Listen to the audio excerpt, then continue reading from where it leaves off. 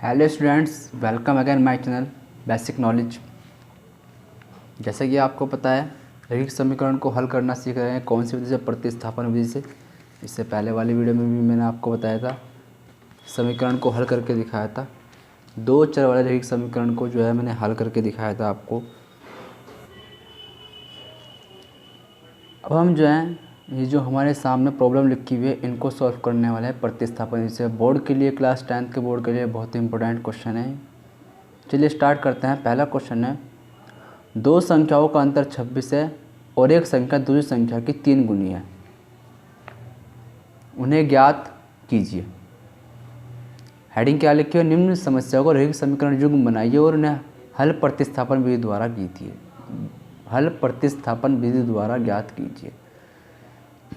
समस्या को रैखिक समीकरण युग्म बनाना है और उन्हें प्रतिस्थापन विधि से हल करना है। पहला क्वेश्चन है, दो संख्याओं का अंतर 26 है और एक संख्या दूसरी संख्या की 3 गुनी है, उन्हें ज्ञात कीजिए। चलिए पहले क्वेश्चन को हल करते हैं। दो संख्याओं का अंतर क्या है? 26 है और एक संख्या दूसरी संख्या की 3 गुनी है। समीकरण बनानी है, पहले समीकरण युग्म बनाना है हमें, उसके बाद जो है ना सॉल्व करना है। चलिए क्वेश्चन हमने पढ़ लिया है, अब जो है हम हल करना स्टार्ट कर देते हैं।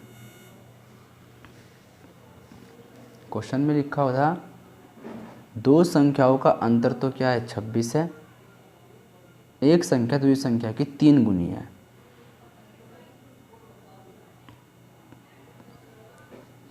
तो हमने लिखेंगे, हल करते हैं।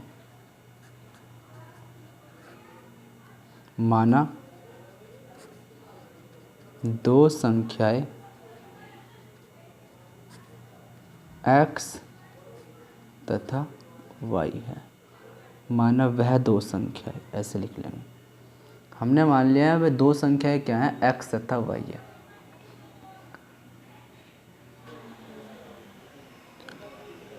माना वह दो संख्याएं x तथा y है।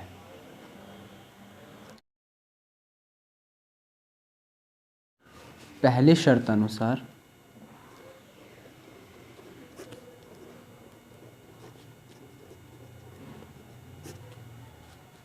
क्या कहा है क्वेश्चन में? दो संख्याओं का अंतर 26 है। हमने वह संख्या क्या मान रखी है? x और y।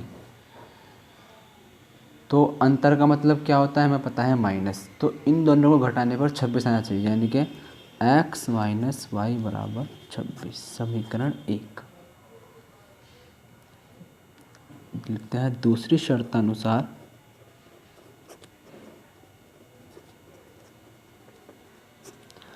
एक संख्या दूसरी संख्या की 3 गुनी है, तो यानी कि x बराबर 3y। एक संख्या दूसरी संख्या की कितनी गुनी है? 3 गुनी है।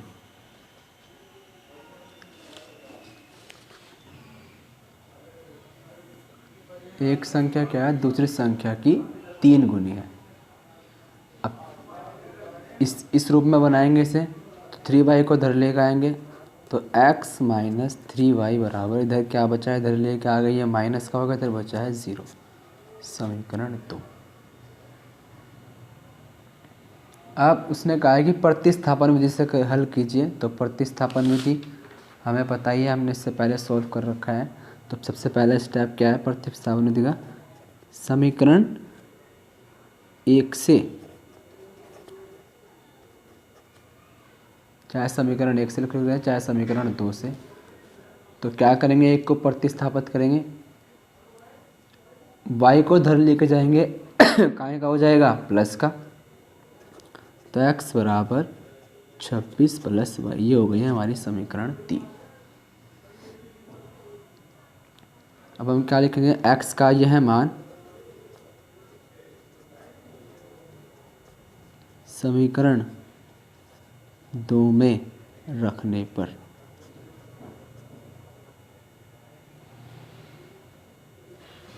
चलिए रख देते हैं x का यह मान समीकरण 2 में। समीकरण 2 हमारी क्या है? यह है। x की जगह क्या रखना है? 26 प्लस y माइनस के 3y बराबर 0। तो 26 तो सेम, y और 3y, एक इसके पास है 3 इसके पास से घट जाएंगे, किसके बचेंगे? माइनस के 2y बराबर 0। 26 को उधर लेके जाएंगे, काहे का हो जाएगा माइनस का, माइनस से माइनस कैंसिल, y बराबर 26/2, तो काट देंगे, कितना आ गया है 13। y तो हमारा निकल गया है। देखेंगे y का यह है मान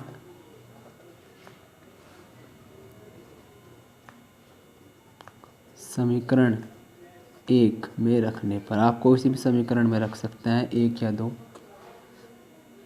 समीकरण 1 की क्या थी हमारी, x माइनस वाई बराबर 26, तो y की वैल्यू कितना है हमारी 13, तो x माइनस 13 बराबर 26, तो x बराबर 26, 13 इधर जाएगा, कहीं का हो जाएगा प्लस का, तो x बराबर आ गया है हमारा 39।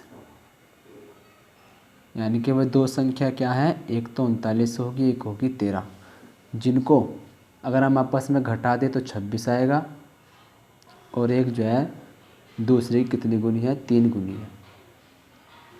अगर हमें अपने उत्तर को वेरीफाई या जांच करना है तो हम क्या कर सकते हैं, x की जगह 39 रख दें और y की जगह 13, 39 में 13 गए, 26 ही बचेंगे यहाँ पे। इसने भी दूसरी शर्त में कहा था एक संख्या दूसरी संख्या की 3 गुनी है। x हमारा 39 आया है और y हमारा क्या है 13, यानी कि 13 की 3 गुनी है, 13 तिया 39। तो ऐसे जो है हम सॉल्व कर सकते हैं अपने समीकरण को। देखेंगे अतः वह दो संख्याएं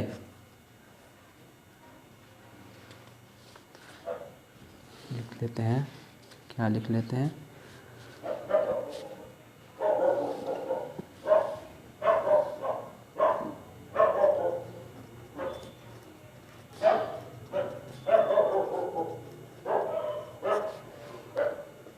उनतालीस व 13 है। यहीं पर हम आंसर लिख के छोड़ देंगे। पहला क्वेश्चन जो है हमारा सॉल्व हो गया है प्रतिस्थापन विधि से। सबसे पहले हमने पहली शर्तानुसार जो लिखा होता है उसके समीकरण बनाई, उसके बाद दूसरी शर्तानुसार, फिर उसके बाद क्या करा है, जो प्रतिस्थापन विधि से हम करते हैं समीकरण 1 से प्रतिस्थापित कर दिया एक पद को, उसके बाद x का मान समीकरण 2 में रख दिया है, यहाँ से एक वैल्यू निकल गई है, उसका मान फिर समीकरण 1 या 2 में किसी में भी रख सकते हैं। चलिए नेक्स्ट क्वेश्चन पढ़ते हैं। नेक्स्ट प्रॉब्लम हमारी क्या है, ये रही हमारे सामने। दो संपूरक कोणों में बड़ा कोण छोटे कोण से 18 डिग्री अधिक है, उन्हें ज्ञात कीजिए। सबसे पहले संपूरक कोण जान लेते हैं। संपूरक वह दो कोण जिन्हें जोड़ने पर 180 आ जाए संपूरक कोण कहलाते हैं। यानी कि अगर उन दो कोणों को हम जोड़ दें तो उनका योगफल कितना होगा, 180 होगा, तो उनको क्या बोलते हैं, संपूरक कोण बोलते हैं। जब दो कोणों का योगफल 180 हो तो उनको संपूरक कोण हम कहते हैं। तो इसमें लिखा हुआ है दो संपूरक कोण में बड़ा कोण छोटे कोण से 18 डिग्री अधिक है, उन्हें ज्ञात कीजिए। सबसे पहले हम क्या लिखते हैं माना, दूसरी प्रॉब्लम जो है सॉल्व कर रहे हैं, हम लिखते हैं माना दो संपूरक कोण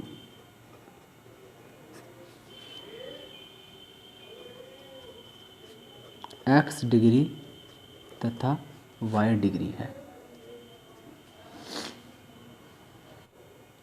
इसमें लिखा हुआ दो संपूरक कोण में बड़ा कोण छोटे से 18 डिग्री है, 18 डिग्री अधिक है। हमने मान लिया कि इनमें से एक बड़ा होगा एक छोटा होगा। हम लिख लेते हैं माना छोटा कोण क्या मान लेते हैं हम y है तथा बड़ा कोण x डिग्री है। छोटा हमने y मान लिया है, बड़ा क्या मान लिया, x मान लिया। पहली शर्तानुसार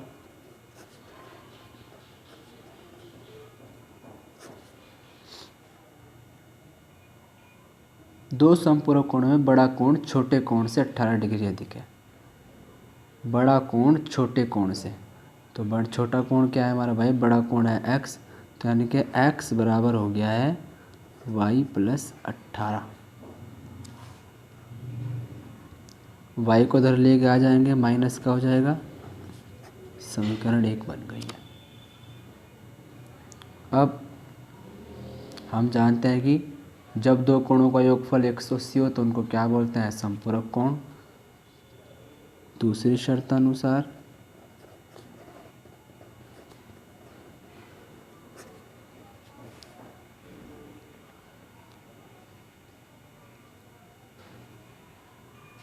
x प्लस वाई बराबर 180, समीकरण 2। क्योंकि अगर इन दोनों को जोड़ देंगे तो कितना आएगा, 180 आएगा। यह समपूरक कोणों का योगफल होता है। तो फिर से लिखेंगे, समीकरण 1 से y को इधर लेके आ जाएंगे, 18 प्लस y को इधर लेके आएंगे, प्लस का हो जाएगा। ये बन गई हमारी समीकरण 3। तो क्या लिखते हैं, x का यह मान समीकरण 2 में रखने पर, समीकरण 2 क्या है हमारी, x प्लस वाई बराबर 180। तो x की जगह में क्या रख देना है, 18 प्लस वाई। तो 18 प्लस वाई बराबर 180। y और y जुड़ जाएंगे, कितना हो जाएंगे, 2y बराबर 180। अब ये मैथ वाले के पास ही जाएगा, इसमें तो ये जुड़ नहीं सकता है। तो 18 को इधर ले जाएंगे, काहे का हो जाएगा, माइनस का। तो घटा देंगे, 10 में से 8 गया तो उधर बचे 7, 7 में से 1 गया 6, 162। तो y बराबर 162/2, काट दिया है, 2 8 16, 2 एकम 2। तो y की वैल्यू आ गई हमारी 81 डिग्री। क्या लिखते हैं, y का यह मान समीकरण 1 में रखने पर, कोई से भी समीकरण में रख सकते हैं आप,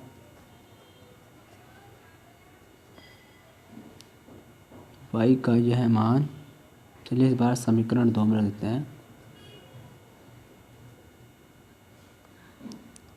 समीकरण 2 ये वाली,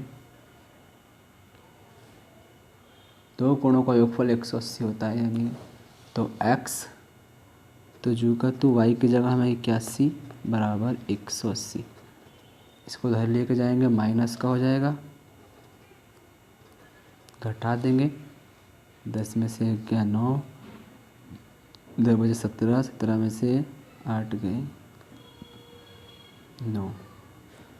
तो x का मान कितना आ गया हमारा, 99 डिग्री। अगर हम अपने उत्तर को वेरीफाई करना चाहें तो हम जानते हैं दो कोणों का योगफल 180 होगा। समीकरण हमने जो बनाई थी दूसरी वाली, यानी कि x की वैल्यू और y की वैल्यू अगर यहाँ रख दे तो 180 आना चाहिए। x 99, y 81, तो 99 में अगर 81 जोड़ देंगे तो 180 हो जाएगा। तो ऐसे जो है हम इनको सोल्व कर सकते हैं। सबसे पहले हमने क्या लिखा था, माना दो संपूरक कोण x डिग्री तथा y डिग्री है। हमने मान लिया छोटा कोण क्या है, y है, बड़ा कोण x है। पहली शर्तानुसार उसने क्या कहा है कि बड़ा कोण छोटे कोण से 18 डिग्री है, बड़ा कोण छोटे कोण से 18 अधिक है। y को इधर लेकर आ गए, हमने समीकरण बना लिया जैसे समीकरण बनती है। दूसरी शर्तानुसार ये हम जानते हैं कि x प्लस वाई, अगर दो संपूरक कोण को हम जोड़ दें तो योगफल 180 आता है। इसके बाद हम क्या लिखते हैं, समीकरण 1 से 1 को प्रतिस्थापित करना है हमें, चाहे x को चाहे y को। y को कर इधर आ, काहे का हो गया, प्लस का, और 18 पहले इधर ही था। तो x बराबर क्या हो गया, 18 प्लस वाई। x का यह मान समीकरण 2 में रख दिया हमने, यहाँ से हमें एक वैल्यू मिल गई थी। यह मान फिर हमने समीकरण 1 और 2 कोई सी में भी रख सकते हैं, वहाँ से हमें दूसरी वैल्यू मिल जाएगी। लिखेंगे अतः वह दो कोण, अतः वह दो संपूरक कोण, अतः वह